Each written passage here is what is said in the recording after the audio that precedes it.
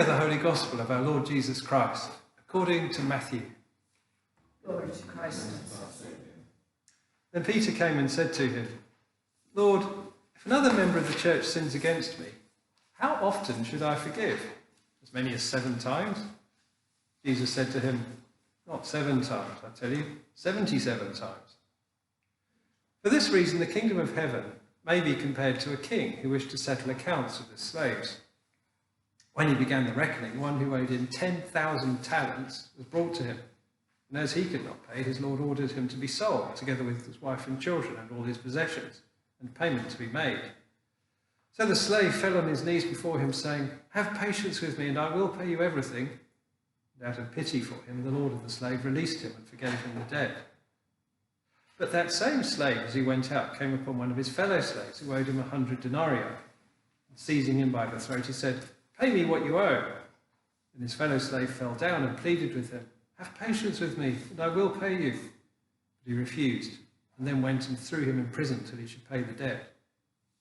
When his fellow slaves saw what had happened, they were greatly distressed, and they went and reported to their lord all that had taken place. Then the lord summoned him and said to him, you wicked slave, I forgave you all that debt because you pleaded with me. Should you not have had mercy on your fellow slave, as I had mercy on you? And in anger, his lord handed him over to be tortured until he should pay the entire debt. So, my heavenly Father will also do to every one of you if you do not forgive your brother or sister from your heart. This is the gospel of the Lord. Praise to Christ. I heard a little story from the Archdeacon a while ago. He was visiting someone in hospital on a regular basis, and the patient next door to the person that he was visiting was a man who was a member of a motorcycle club, a sort of rough-looking biker type. And he said it was quite touching how faithfully the members of the motorcycle club were visiting him in hospital. They were coming to him on a very regular basis. And he said it, kind of heartened him to see this group of people forming this community that were supporting each other and helping each other, all this kind of thing. But he said it was really odd because they started to brighten up his bed with flowers, which is quite a nice kind of thing to do. And then they started having rows about the flower rota. And he said he thought it was extraordinary. It's the kind of thing that happens in church. It's just to cope some kind of arguments. And he said it's really kind of brought home to him about human nature, about the ability to function in a wholesome way as a community, and then the ability to fall out over silly things. And that's kind of what these readings are about. But they extend quite profoundly in different directions. If you remember the story of Joseph from that reading from Genesis, chapter 50, this is the end of the story of Genesis, actually. This is the last chapter of Genesis. This is at the end of the story of Joseph, the last recorded facts by him. And it says, when the brothers saw their father was dead, that means Jacob, or Israel as he was later named, they were afraid. They thought, what if Joseph has nurtured a grudge all these years? Oh dear, we are in trouble. Joseph is now extremely powerful. We are not. If he decides to take it out on us, there is absolutely nothing we can do about it. And moreover, he has every right to do it because we were villainous towards him. We did wrong. We were talking about killing him. We then enslaved him. We threw him into a pit and sold him. God knows what fate to happen to him. And it's just pure providence that he didn't just die. And in an extraordinary turn of events, then raised this brother, this one whom we hated and wanted to kill, and he became our ruler. Oh dear. What are we going to do? Now, I'm not quite sure if Jacob had actually given this instruction or not, but they were definitely very sincere in their begging of him, please forgive us. And Joseph forgave them. He was gracious. He forsook every demand of justice and simply forgave them. And he saw the bigger plan. He said, what you wished for evil, what you intended for evil, God, he said, intended for good. So he slides in that idea that the Lord somehow is sovereign over all these things. He has providently looked over all these events and somehow governed all these things of which they were quite unaware at the time, in order that Joseph should be prepared to be the ruler of Egypt. And he said, for the saving of many, for the saving of Egyptian lives, and for the saving of the Israelites, and for the saving of all kinds of people who benefited from the providence of Egypt, from the great, enormous abundance of Egypt, which it was famous for actually in ancient times. And so he saw the greater purpose, and he, if you like, he abandoned his own, if you like, need for justice or anything, and he simply forgave his brothers. And he said, fear not, he says, I will provide for you. He wholeheartedly forgave them, not just releasing them from their debt, from the evil that they had done, but he showed love to them. He embraced them back. He welcomed them back. And he cared for them. They wept and he wept. They were reconciled, completely reconciled. The brothers abandoned their hatred of him and their resentment and their jealousy and their bitterness. And they truly humbled themselves.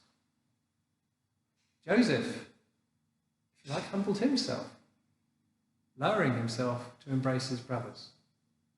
And they were reconciled.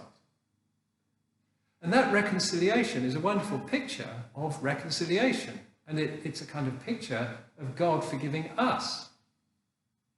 Because as we come before him, humbly begging forgiveness, in his love for us and his care for us, he does truly forgive us. And abandons all cries of justice for the evil that we have done. And since God knows better than we do what we have done, he knows better than we do of what we've been forgiven. And yet he forgives. And he doesn't insist on rubbing our faces in it or instructing us or trying to make us somehow appreciate the enormity of what he's done. The magnitude of it is something we never really grasp. And in a strange kind of way, the Lord is content to simply let us remain ignorant, but just urges us to be thankful and to be gracious to one another. And Paul is talking about this in the way. He's saying, look, you are servants of the same master, he said. Who are you to judge the servants of another master? You know, you're not each other's servants. You don't own each other. You are all, if you like, owned by God. And he's the one who will call us all to account. And so, you know, don't fall out over these things. Don't quarrel over these things. Don't judge each other over these things. Don't condemn each other. Don't be bitter and resentful over these things. And he goes into this thing about food and about observing the days. I think this is worthwhile bearing this passage about food in mind, because some people do get very, very passionate about food. One person was furious with us when he saw our kitchen because our eggs were not free range. How can you not have free range eggs, he said. And I kind of thought, oh, they're eggs. Oh dear, okay. But other people, my daughter went through a vegetarian phase. When she announced she was now vegetarian, I kind of went, oh no. Now I've got to cook 2 meals for everyone. But remembering this thing, I can't condemn her. She's eating to the Lord. Let her be vegetarian. She's got over it now, by the way. But he's saying it both ways. We must not despise one another if we decide to abstain or to regulate our diet in some way. And we must not condemn one another if we decide not to.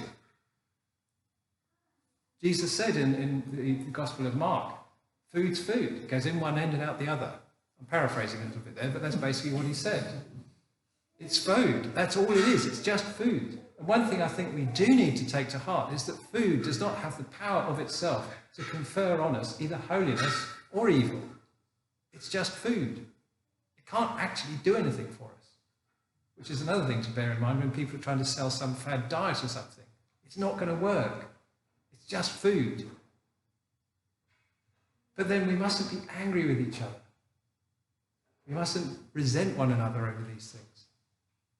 But it's easy to fall out with each other. But then the parable that Jesus is talking about isn't just about the kind of frictions that build up in community, like flower rotas or diets or whatever. He's talking about people actually wronging each other. If my brother sins against me, said Peter, he's not saying if my brother just winds me up because he's gone on some fad diet. He's saying if my brother sins against me, if my brother does evil against me, if he injures me, if he harms me, if he has malice towards me, what should I do, he says. Jesus says you forgive him. That's what you do. Now that's not easy, because we're talking here about real evil. We're not just talking here about being kind and patient with each other for silly things. That's real evil he's talking about. The evil that Joseph's brothers did was real evil. And then we get this parable illustrating the debt, similar to Joseph's debt, really. The servant had somehow owed his master 10,000 talents. I think the number is in a way banal. It doesn't really matter what the number is. It just means a huge, vast, unimaginable fortune. It's the kind of vast amount of money which people can hardly imagine. If you're saying it nowadays, you'd say £1 billion pounds, or something like that. It just means lots that no way could you ever repay.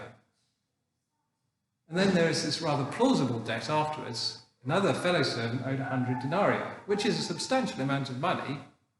It's not pocket money, but it's like a realisable amount. It's the kind of amount that could actually happen.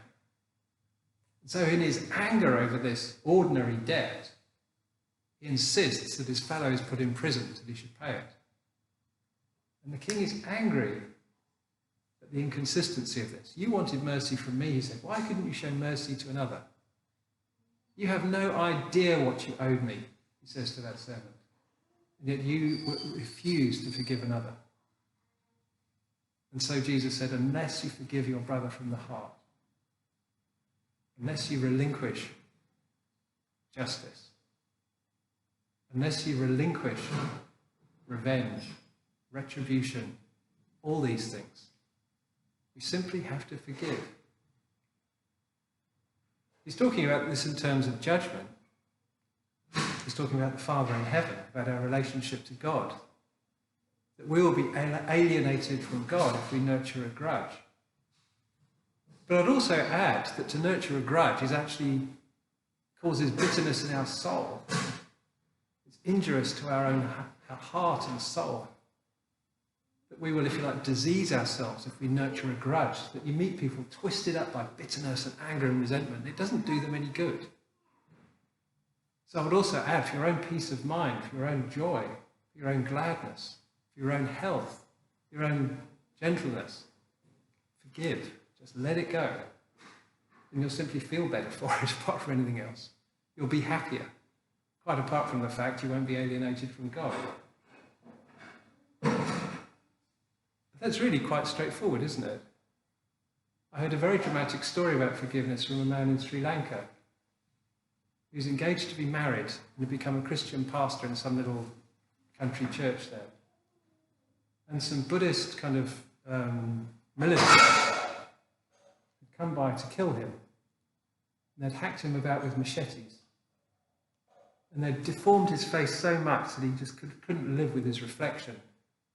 And he broke off his wedding engagement because he couldn't bear his wife to marry someone so ugly.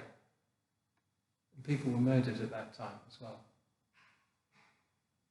And he was so heartbroken, and as he was talking, he sort of was working through these things, and then he realised that he must forgive the people that murdered and burned and mutilated him. And he forgave them from his heart. And his face was restored. He was healed. And he got married. That won't always happen.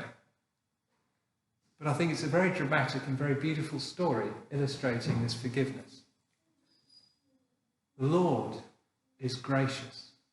And he wants us to be gracious, to be patient, to be forbearing, to forgive. This is the way of holiness, the way of heaven, the way of Jesus.